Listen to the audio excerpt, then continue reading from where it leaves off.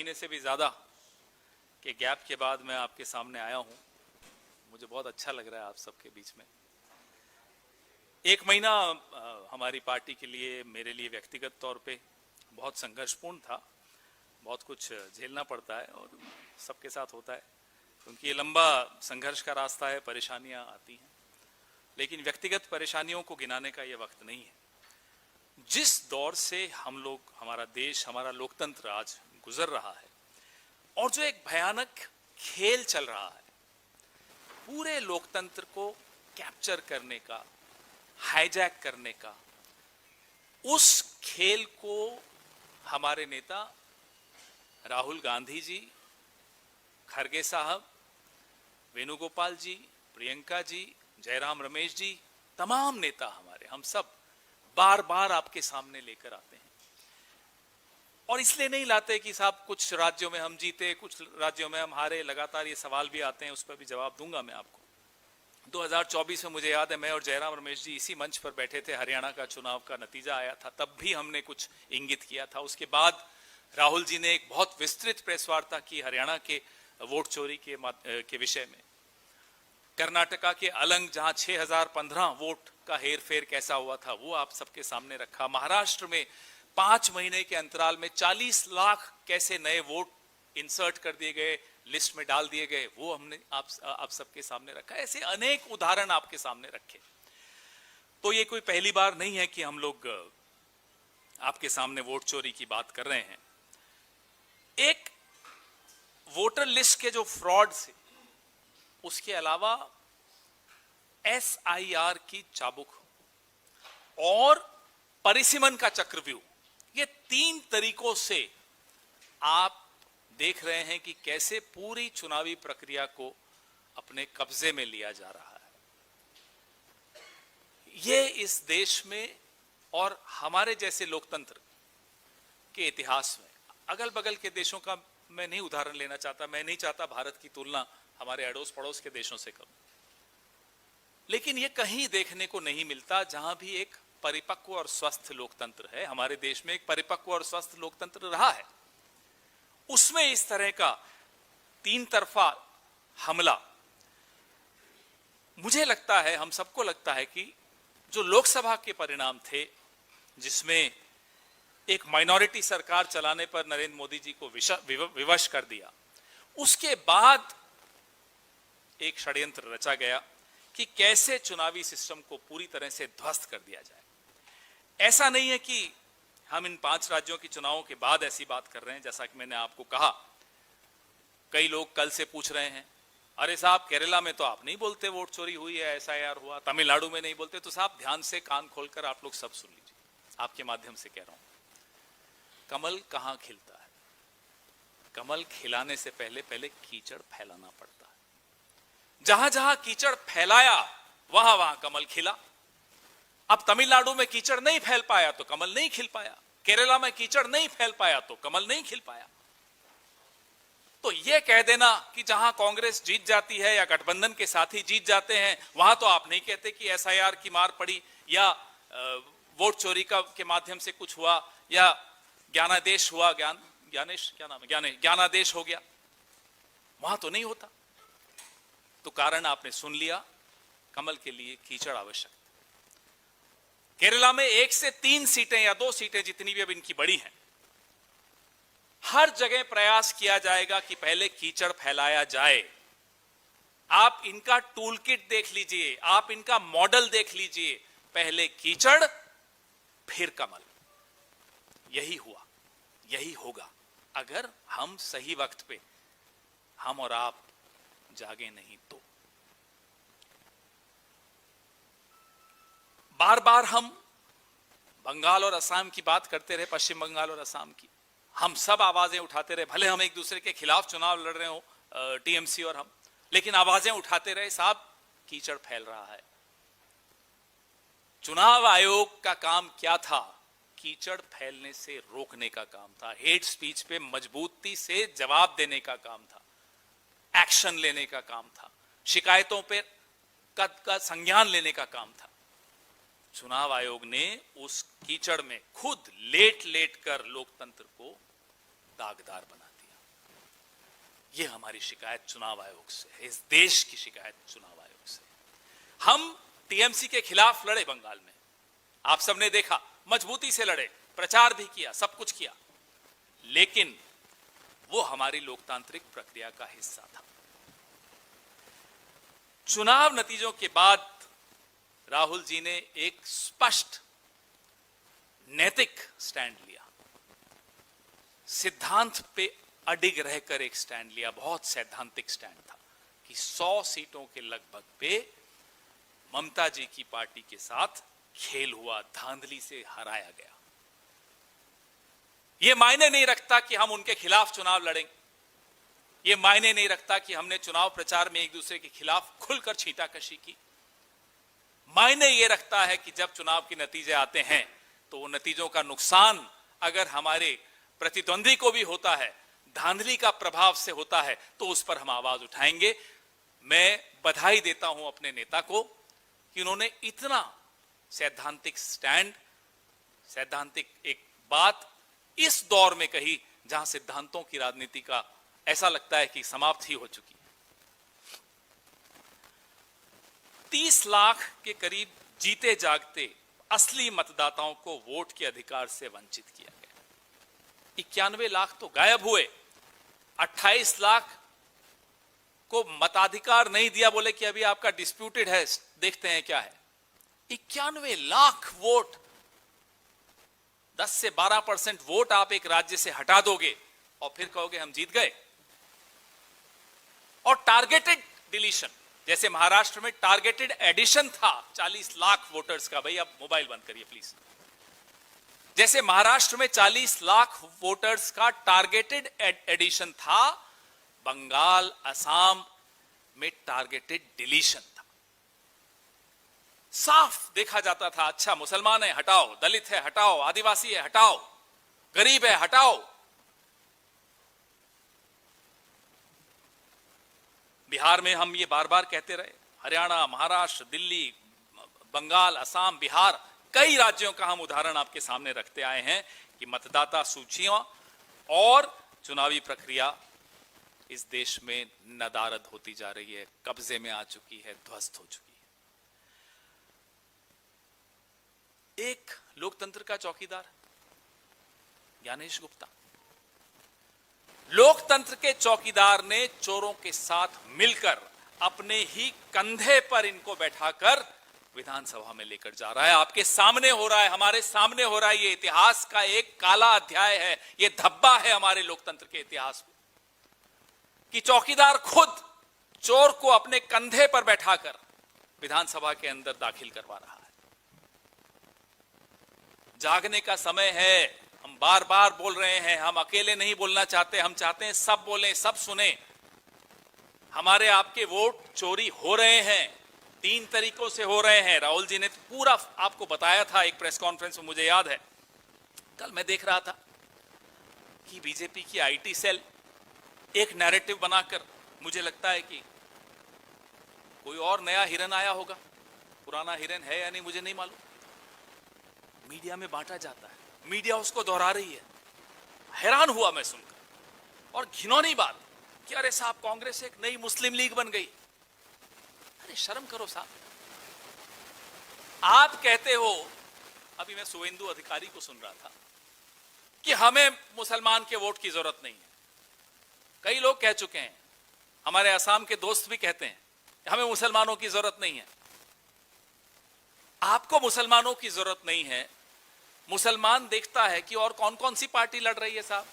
चलो बीजेपी को तो हमारी जरूरत है नहीं, बदरुद्दीन अजमल की पार्टी लड़ रही है, ओवैसी साहब की पार्टी लड़ रही है, और एक राष्ट्रीय स्तर की सेक्युलर पार्टी लड़ रही है।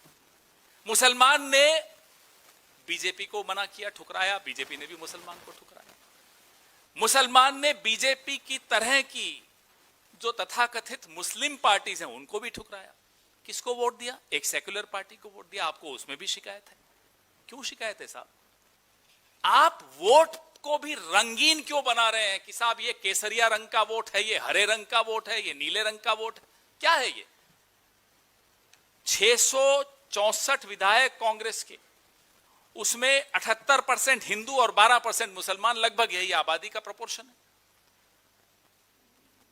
मैंने ये देखा 78% हिंदू विधायक, 12% मुस्लिम। बोलने में शर्म आती है मुझे, इस तरह की बात इस दौर में हमें करनी पड़ रही है 21वीं शताब्दी में। मुझे याद है यूपी का चुनाव हुआ पिछला, कुछ सीटों का आंकड़ा आया, हमारे साथी बैठे हैं, इन्होंने निकाला, साहब यहां तो 65% मुस्लिम आबादी है, बीजेपी जीत गई। बीजेपी वाले आए टीवी पर बन ठन के मेकअप करके, बोले साहब देखो मुसलमानों ने भी हमें वोट दे दिया। जहां आपको वोट मिलता है मुसलमानों का, वहां आप खुशी खुशी इठलाते हुए आते हो, साहब मुसलमानों ने हमें वोट दे दिया। जहां आप खुद कहते हो हमें मुसलमानों का वोट नहीं चाहिए, वहां आप कहते हो देखो देखो कांग्रेस को वोट दे दिया मुसलमानों ने। ये संविधान की भाषा है क्या? इस तरह की राजनीतिक संस्कृति बाबा साहब अंबेडकर के संविधान में उसकी अनुमति है क्या? हम गलत कहते हैं जब हम कहते हैं कि ये संविधान बदलने को आतुर हैं, ये इंतजार कर रहे हैं कब ये संविधान बदल सके? क्या राहुल गांधी जब अपने हाथ में वो लाल किताब, वो लाल संविधान रखते हैं और बार बार दोहराते हैं, बार बार याद दिलाते हैं कि इनकी असली मंशा यही है, ये इनके इन कथनों में, इनकी इन टिप्पणियों में आपको नहीं समझ में आता? आबादी के हिसाब से कांग्रेस पार्टी ने आज से नहीं, पिछले 140 सालों के इतिहास में आबादी के हिसाब से सबको प्रतिनिधित्व दिया है। यही असली लोकतंत्र है, यही असली सेक्युलरिज्म है, यही असली नारा उन्होंने हमसे चुराया होगा, लेकिन असली सबका साथ सबका विकास यह है। शुभेंदु अधिकारी की कल की आप टिप्पणी सुन लीजिएगा। आप टारगेटेड तौर पे जहर उगलते हो एक कौम के खिलाफ और उनके प्रतिनिधित्व को सीमित करने की कोशिश करते हो, जो आसाम में हुआ परिसीमन के दौरान, और फिर कहते हो कि देखो मुसलमान उनको वोट दे रहे हैं। खंजर आप चलाओ और मुसलमान उफ भी ना बोले, ये तो हम नहीं होने देंगे। बात मुसलमान की नहीं है, बात दलितों की भी है, बात आदिवासियों की भी है, बात मजलूमों की है, गरीबों की है, बात महिलाओं की है, बात उन तमाम कमजोर तबकों की है जिनको आप जानबूझकर और कमजोर करना चाहते हो। हम उन्हें कमजोर नहीं होने देंगे, वो हिंदू हो या मुसलमान हो, ईसाई हो या पारसी हो, दलित हो या आदिवासी हो, बुद्धिस्ट हो, कोई हो, हम नहीं होने देंगे कमजोर। 140 साल का हमारा इतिहास है, हम कमजोरों के साथ खड़े हैं। उनका धर्म नहीं देखते, उनकी जाति नहीं देखते, हम खड़े रहेंगे उनके साथ और हमें गर्व है इस बात का।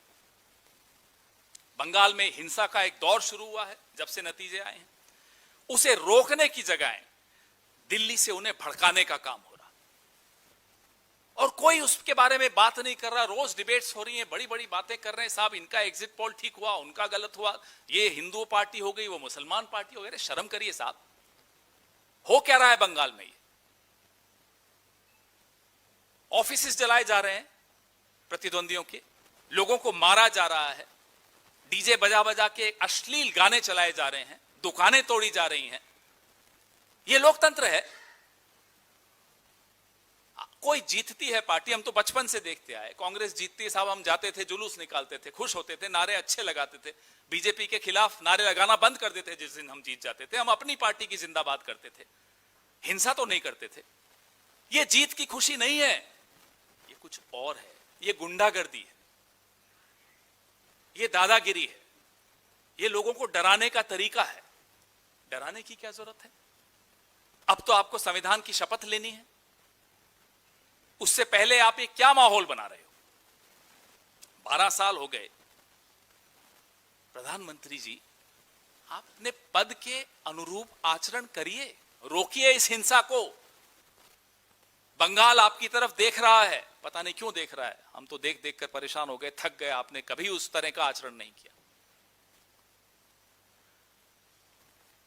एक और आंकड़ा बड़ा महत्वपूर्ण है, आप भी देखिएगा, आप में से कुछ लोग रिसर्च करते रहते हैं। जिन मतदाताओं को बंगाल में वोट के अधिकार से वंचित रखा गया, उन सीटों पर जीत का मार्जिन एसआईआर डिलीशन के नंबर से कम है।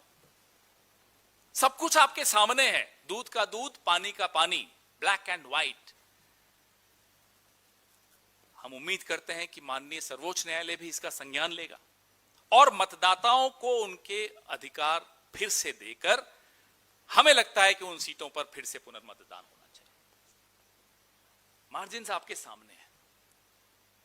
the number of people you deprived from the process of voting in Bengal, look at the margins of victory on those seats. The margins of victory on those seats are less than the number of people you've deleted from the voters list. And those people are still waiting for their right to vote to be restored, and we hope and pray that the Honorable Supreme Court takes suo motu cognizance of this and restores their right to vote. बात सर्वोच्च न्यायालय की मैं इसलिए बार बार और मन में पूरी श्रद्धा के साथ हम लोग करते हैं, मेरा निजी मामला हो, आपका मामला हो, किसी का भी मामला हो, लोकतंत्र को बचाने में हमेशा सर्वोच्च न्यायालय की एक बहुत बहुत महत्वपूर्ण भूमिका रही है। अत्याचार करने वाला, दमन करने वाला कितना ही बड़ा हो, 200-250 पुलिस भेज दे, कुछ कर दे, सर्वोच्च न्यायालय आंख बंद करके बाबा साहब अंबेडकर के संविधान का स्मरण करके हमेशा निर्णय लेता। और बाबा साहब अंबेडकर साहब के संविधान के सामने ये तमाम ताकतें बौनी हैं। आपके सवाल।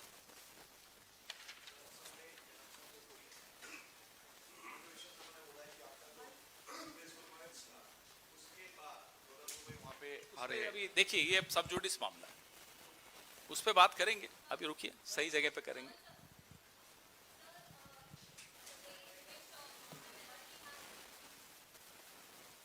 The way in which Mamata Banerjee has refused to let it go, she has said that I'm not going to resign from the post of the chief minister. Do you agree with the stand which TMC she has taken? Do you agree with the fact that the victory margins on seats where the deletion margins were high? Just compare the two margins. Would you agree that 100 plus seats were completely robbed, stolen from TMC? First answer me, give me the answer to this question. Is this the right way to conduct elections? Is this the right way to do SIR exercise? Sir Pawan sir एक इधर से sir पवन sir. हाँ सिद्धार्थ, जिसके हाथ में mic है उसको, जिसकी लाठी उसका भैंस। पवन सर एक क्वेश्चन। दो लोगों के पास लाठी सर है, असम के लोग हैं शायद, अल्फाबेटिकली देख लेते हैं। सर मेरा सवाल आपसे ये है कि आप लोगों को नहीं लगता कि आप लोगों ने एकजुट होने में, जो आज आप एकजुटता दिखा रहे हैं, ये देर करी चुनाव से पहले? संजय राउत भी कह रहे हैं ममता बनर्जी को राहुल गांधी से पहले बात कर लेनी चाहिए थी, तब ये चीजें अब देखिए वो चुनाव बात के नतीजे होते। दूसरा सवाल मेरा पहला ये है कि आप लोगों की कहीं ये इस रीड करने में गलती रही, क्योंकि SIR की बात पहले आप उठाते हैं, प्रेस कॉन्फ्रेंस करते हैं, उसके बाद फिर दोबारा बात नहीं होती है, राहुल गांधी भी प्रेस कॉन्फ्रेंस नहीं करते हैं। दूसरा सवाल ये है कि जब DMK को छोड़ के आप लोगों ने, या अभी TVK को आपने जब समर्थन दिया है, तो DMK की तरफ से और कई और लोगों की तरफ से ये कहा जा रहा है कि एक ये बैक स्टैबिंग जो है अलायंस के अंदर कांग्रेस ने DMK के साथ की। मैं आपको पहले दूसरे सवाल का जवाब देता हूं, पहला फिर भूल जाऊंगा तो फिर पूछ लेना। दिसंबर 2013, याद करिए, आप में से काफी लोग उस वक्त भी पत्रकार थे, कुछ नौजवान हैं, कुछ मेरे जैसे हैं। दिसंबर 2013 में DMK ने खुद स्वतः एक प्रेस कॉन्फ्रेंस करके निर्णय लिया कि वो अकेले लोकसभा चुनाव लड़ेंगे। उनका लोकतांत्रिक हक था, उन्होंने किया। तब आपने पूछा क्या उनसे? ये बैकस्टैबिंग है। इसको बैकस्टैबिंग नहीं कह सकते। दो पार्टियां हैं, मिलके चुनाव लड़ी। ऑब्जेक्टिव क्या है? मकसद क्या है? मकसद है कि कीचड़ नहीं फैलना चाहिए, और कीचड़ को फैलने से रोकने के लिए अगर हम लाइक माइंडेड पार्टीज मिलकर सरकार बना रही हैं तो उसमें क्या आपत्ति है? मैंने आपको 2013 दिसंबर का उदाहरण दिया। 2014 में लोकसभा चुनाव हुए, नतीजे देखिए तमिलनाडु। पहला क्वेश्चन आपका था कि सही वक्त पे बात होनी चाहिए थी। SIR को लेकर एक प्रेस कॉन्फ्रेंस हुई राहुल जी की, आप गलत कह रहे हैं। SIR को लेकर पूरी की पूरी यात्रा हुई बिहार में। SIR को हमने कभी अबैंडन नहीं किया, हमने हर चुनाव में SIR का मुद्दा उठाया। कांग्रेस पार्टी ने SIR का मुद्दा शायद सबसे पहले और सबसे मुखर आवाज में उठाया और उठाते रहे। पवन सर, मैं आसाम से एक रिलेटेड क्वेश्चन है। रिजल्ट से पहले हिमंत विश्व शर्मा ने बोला, आपके बारे में बोला था, अगर सरकार BJP का अगर हो गया आसाम में और CM वो बन गए, तो आपको जेल में तो डालेंगे ही, और मरते दम तक आपको आसाम के जेल में रहना पड़ेगा। अब अभी इसमें रिजल्ट ये एक कानून के सामने है सब कुछ, कोर्ट में है ये सब कुछ, तो उस पे मैं टिप्पणी करूं ये न्याय संगत नहीं होगा।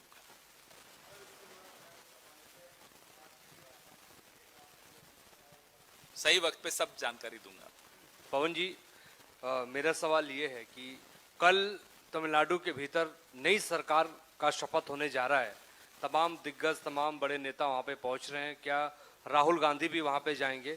जो जानकारी होगी आपको तुरंत साझा करेंगे। दूसरा एक और सवाल है कि पश्चिम बंगाल के भीतर ममता बनर्जी जिस तरीके से आंदोलन कर रही हैं, तमाम इंडिया गठबंधन के नेता पहुंच रहे हैं, अखिलेश यादव पहुंच रहे हैं, क्या राहुल गांधी का भी जाने का इस पे चर्चा कार्यक्रम हो रही है, जरूर आपसे बात करेंगे, लेकिन जो बंगाल में हुआ उस पे सबका ध्यान, और मुझे लगता है ये इंडिया अलायंस की जो सबसे बड़ी पार्टी कांग्रेस पार्टी ने और हमारे नेता राहुल गांधी ने जो स्टैंड लिया, पूरे देश ने उस स्टैंड को समझा, सराहा कि इस तरह की राजनीति, एक कांग्रेस ब्रांड की, कांग्रेस मॉडल की, राहुल गांधी ब्रांड की पॉलिटिक्स ने सबने सराहाया उसको। पवन सर, मेरा सवाल। माइक पहले माइक भी और महिला भी तो फर्स्ट प्रेफरेंस। खेरा साहब, मेरा एफआईआर तो नहीं कर रहे। खेरा साहब, मेरा दो सवाल है। एसआईआर को लेके जब राहुल गांधी, या वोट चोरी को लेके जब राहुल गांधी प्रेस वार्ताएं कर रहे थे 24 के बाद, महाराष्ट्र हो, हरियाणा हो, तब जो दल है, बाकी विपक्षी दल इंक्लूडिंग टीएमसी कि अभिषेक बैनर्जी से लेके तमाम नेता मजाक कर रहे थे कि ऐसे कैसे हो सकता है कि उनके नाक के नीचे वोट कट जाए, वोट चोरी हो जाए, आप ग्राउंड पे रहेंगे तो ऐसा नहीं होगा, ये तो बहानेबाजी है। अगर मैं गलत हूं तो आप मुझे सही करिएगा। सवाल खड़े किए गए थे। राहुल गांधी ने पीपीटी भी किया था, तो उसको लेकर भी कोई ज्यादा कन्विंस नजर नहीं आ रहा था। तो आज क्या बनता है कि राहुल गांधी अपने कार्यकर्ताओं को बोले कि ज्यादा खुश होने की जरूरत नहीं है। राहुल जी ने कोविड के पहले मोदी जी को बोला था कि कोविड होने वाला है, मोदी जी ने मजाक उड़ाया था, फिर क्या हुआ? राहुल जी ने तो कई बार मोदी जी को कई चेतावनियां दी कि साहब ये होने वाला है, सचेत हो जाइए। हमारा ये काम नहीं था उन्हें चेतावनी देने का, हम तो विपक्ष में हैं, लेकिन दी थी। मोदी जी सचेत नहीं हुए। आप वो सब सवाल पूछिए ना, ये सब तो ठीक है, आपने बोल दिया। उसी पे कंटिन्यूटी में सर, तमिलनाडु में स्वेरिंग इन होने वाली है विजय की, उसको लेके तमिलनाडु पीसीसी की तरफ से के थ्रू इन न्योता है राहुल गांधी को। स्वेरिंग आपको सही वक्त पे जानकारी जरूर देंगे। वो जाएंगे या नहीं जाएंगे? जरूर आपको जानकारी देंगे। Pawan sir, I think that's very clear now. Pawan sir, एक सवाल इधर से। कहां से? हाँ सर, पश्चिम बंगाल में जो नतीजे आए हैं उसको लेकर खासतौर से टीएमसी और अब दूसरी जो विपक्षी पार्टियां इंडिया गठबंधन की, वो भी इस बात की मांग कर रहे हैं कि 12 बजे से 6 बजे के बीच जिस तरह से वहां पे इलेक्ट्रिसिटी कट हुआ, सीसीटीवी बंद कर दिया गया, अब ये मांग की जा रही है कि 12 से 6 के बीच के सीसीटीवी फुटेज को इलेक्शन कमीशन को पब्लिकली डिक्लेयर करना चाहिए, क्योंकि जिस तरह से ममता बनर्जी पहले लीड कर रही थी, बाद में उनको आखिरी कुछ राउंडों में ट्रेल करवाया गया, तो इस पे कांग्रेस क्या? बिल्कुल, सबको शक तो खैर अब गलत शब्द है, यकीन में बदल गया है शक, कि घपला हो रहा है, धांधली हो रही है, और धांधली को छिपाने के लिए नियम भी बदले गए कि कितने वक्त तक सीसीटीवी फुटेज रखेंगे, ये सब भी नियम किसी कारण से बदले गए। तो जो मांग है वो बहुत जायज मांग है। साहब, पर्दे के पीछे क्यों ये सब हो रहा है? सामने लाइए, अगर कुछ छिपाने को नहीं है तो आइए सामने लाइए, सब कुछ सामने सार्वजनिक करिए। Sir, on DMK calling you backstabbing, you have given an explanation, but DMK also is in fact criticizing that when it comes to Congress, they are greedy, they are running after ministerial berth. That's why they overnight decided to dump DMK. How do you react to that? Well, I think that's an unfair remark to make, because last 5 years we were partners and we were never hankering after positions, not even a board or a corporation. So that's not a fair remark to make against the Congress party. Sir, Pawan sir, sir इधर एक ही mic रखा करो, दो में confusion हो जाता है। Sir, आप जिन 100 सीटों की बात अभी कर रहे थे कि वहाँ जो एसआईआर में डिलीशन हुआ वो वोटर मार्जिन से ज़्यादा था, तो क्या उन 100 सीटों पे, लगभग 100 सीटों का जिक्र किया आपने, उन 100 सीटों पे फिर से चुनाव हो, ऐसा मन कर रहे हैं? हम तो यही कह रहे हैं कि साहब अब किससे उम्मीद रखेंगे? हम तो सर्वोच्च न्यायालय से उम्मीद रख सकते हैं, उन्हीं से कह सकते हैं कि संज्ञान लीजिए। जी सर ममता बनर्जी ने हार के बाद इंडिया गठबंधन की एकता की बात की है। लोकसभा में भी आप लोग का गठबंधन नहीं हो पाया था। आपको लगता है कि अगर पहले से इंडिया गठबंधन एकजुट होकर बंगाल में चुनाव मैदान में उतरता तो नतीजे अलग होते? क्या राजनीति एक मिनट, क्या ये सबक आप लोग उत्तर प्रदेश में लेंगे? दूसरा ये कि राष्ट्रपति ट्रंप ने प्रधानमंत्री मोदी को बंगाल की जीत की बधाई दी है, कैसे कांग्रेस देखती है? राजनीति एक ऐसा विषय है जहां हारने के बाद भी सबक लिया जाता है और जीतने के बाद भी सबक लिया जाता है। तो सिर्फ हारने वाले को सबक लेना हो ये सही नहीं है, जीतने वाले को उससे ज्यादा सबक लेने पड़ते हैं। अब मुझे लगता है इससे ज्यादा बोलना उचित नहीं है। पवन सर, रही बात ट्रंप साहब ने बधाई दी है तो मोदी जी तो बड़े खुश हो गए होंगे, आज एक रोटी एक्स्ट्रा खाएंगे और तो क्या ही खाएंगे। पवन सर, हमने देखा कि राहुल गांधी जो है उन्होंने भी मांग की थी कि जो वीडियोस है वो दी जाए विपक्ष को। अब दोबारा से पश्चिम बंगाल के मतगणना के बाद ये मांग उठ रही है, लेकिन अभी तक मिली नहीं है। आगे क्या रणनीति होगी विपक्ष की? क्या हम सड़कों पे देखेंगे? बिल्कुल देखेंगे, आप सड़कों पर भी देखेंगे। हम आवाज उठा ही रहे हैं इसीलिए, और राहुल जी ने शायद सबसे आगे बढ़कर सबसे पहले नेता देश के जिन्होंने इस तरह का ट्वीट किया। आप में से किसी को शायद उम्मीद भी नहीं थी कि इस तरह का स्टैंड कांग्रेस पार्टी लेगी, लेकिन अब आप समझ लीजिए यही है कांग्रेस, असली कांग्रेस यही होती है। तो जाहिर सी बात है हम आवाज उठा ही इसलिए रहे हैं कि जितना हो सके भरसक प्रयास किया जाएगा चुनाव को कैप्चर होने से बचाने के लिए। पवन जी, जिस स्टैंड की आप बात कर रहे हैं, ममता बनर्जी ने भी एक स्टैंड लिया है। वो कह रही है कि मैं इस्तीफा नहीं दूंगी क्योंकि ये कब्जा करके वो सरकार बनाई है बीजेपी ने। तो क्या ये जो ममता बनर्जी का स्टैंड है इस पर भी कांग्रेस पार्टी भी कायम है? ये दीज आर अनप्रेसिडेंटेड टाइम्स। इस दौर का इतिहास में भी कहीं उल्लेख नहीं है। कई चीजें पहली बार हो रही हैं, इस तरह की विस्तृत चोरी पहली बार हो रही है, तो इसका जवाब भी अलग अलग तरह से आएगा, वो भी पहली बार आ रहा है। तो हम सब देख रहे हैं, हम और आप इतिहास के गवाह बन रहे हैं। कल आने वाली पीढ़ी को आप गवाही देंगे कि हां वोट चोरी हुई, हां सरकार चोरी हुई, और आप यह भी बताएंगे कि उस चोरी का जवाब फला ने ऐसे दिया, किसी और ने कैसे दिया।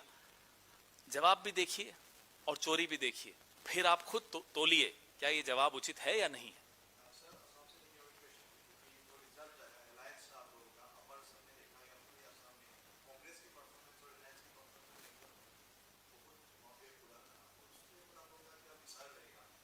जो डिलिमिटेशन की एक्सरसाइज हुई वहां से शुरू कीजिए। डिलिमिटेशन की, वो परिसीमन की जो एक्सरसाइज थी, उसका मकसद ही यही था कि कैसे सीमित करना है सीटों को। विपक्ष की जो पक्ष में जाती हुई सीटें होती हैं उनको कैसे रोकना है, एक संख्या उनकी रोक कर रखनी है। तभी मैं कह रहा हूं कि 3 तरह से हमला हुआ। एसआईआर, परिसीमन, ये परिसीमन का तो बहुत महत्वपूर्ण हमला है। तो यही विश्लेषण हर सीट का अगर आप करेंगे, असम का कर लें, बंगाल का कर लें, यही निकल कर आएगा कि परिसीमन से जानबूझकर असम में इस तरह का नुकसान पहुंचाया गया। तरह से हो रहा है, फिर उसके बाद गौरव गोगोई को जोरहाट कंस्टिट्यूंसी से प्रोजेक्ट किया गया था और वहाँ पे बहुत कम वोटों, डिफरेंस बहुत ज़्यादा है वोटों का। तो वो क्या एग्जैक्टली था? अगर उसी हिसाब से पता है तो लोकसभा में वो है, उसके बाद भी उसको वहाँ पे प्रोजेक्ट किया था और ये भी आया था कि वो सीएम प्रोजेक्शन के हिसाब से किया गया था। तो ये एग्जैक्टली क्या है और आगे का क्या रणनीति होगा उसमें? आगे का रणनीति कल गौरव जी ने प्रेस कॉन्फ्रेंस भी की थी। कांग्रेस पार्टी का इतिहास आप देखिए, आज़ादी से पहले का इतिहास हो, आज़ादी के बाद का इतिहास हो, कई बार गिरकर फिर उठे, उठकर फिर चले, चलकर फिर दौड़े और अपनी मंजिल तक पहुंचे। यही कांग्रेस पार्टी का इतिहास है, यही आगे की रणनीति है, असम हो या कोई और राज्य। नमस्कार साथियों, आज 1 महीने से भी ज्यादा के गैप के बाद मैं आपके सामने आया हूं। मुझे बहुत अच्छा लग रहा है आप सबके बीच में। 1 महीना हमारी पार्टी के लिए, मेरे लिए व्यक्तिगत तौर पे बहुत संघर्षपूर्ण था। बहुत कुछ झेलना पड़ता है और सबके साथ होता है, क्योंकि ये लंबा संघर्ष का रास्ता है, परेशानियां आती हैं, लेकिन व्यक्तिगत